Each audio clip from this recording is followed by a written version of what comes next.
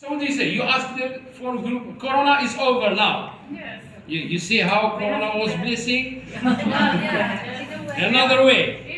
Okay? But now, unfortunately, so I give you the example of how in China they teach minimum 80 pupils in class.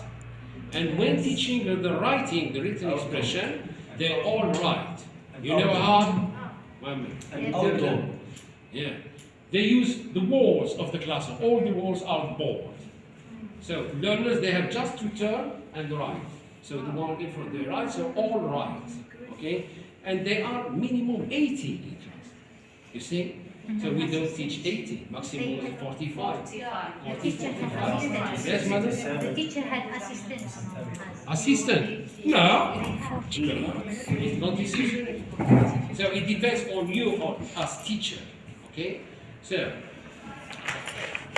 it depends on you as teacher. If you believe in your learners, if you believe in your, if you master their learners, more you know your learners, more you can adapt your way. Okay? So the great benefit teachers will find though is that once they master ways of to appeal to all the learners, their lives actually become a lot Easier. Opting for different learning styles can what? Improve what? classroom management.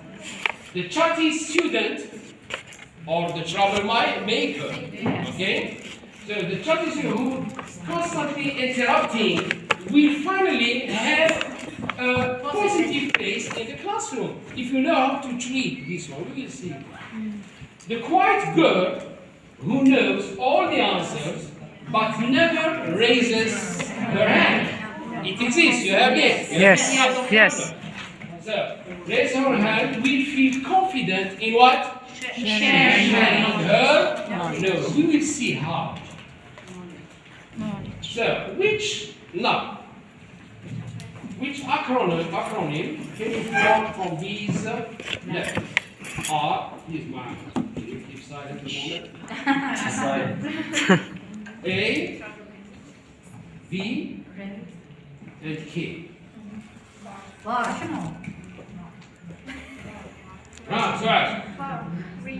Silent too. Silent too? Yeah.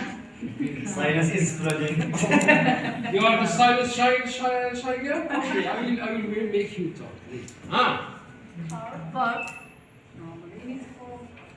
So what do you suggest? Car. What do you suggest? The same thing. Car. What is it? Bark. Bar. Who is with bar? You are the loser, huh? You pay later. So, it may be Bark. bar. So what does bar stand for? Sorry. Visual. Reading. The R. And the R. You just Reading. Now, you will see a video. Here's Jonathan studying for a test. And studying, and studying, and studying. And here he is getting his test results. All that studying, and he still got an F. Why? The thing is, there's no one right way to study. Some methods might work great for one person and not at all for others. Everybody learns differently. In order to find a study method that's best for you, it's important to know your learning style. The four most popular learning styles are visual, auditory, reading, writing, and kinesthetic, or hands-on. For most people, one of these methods will work best, but it's also possible for a combination of different styles to be effective.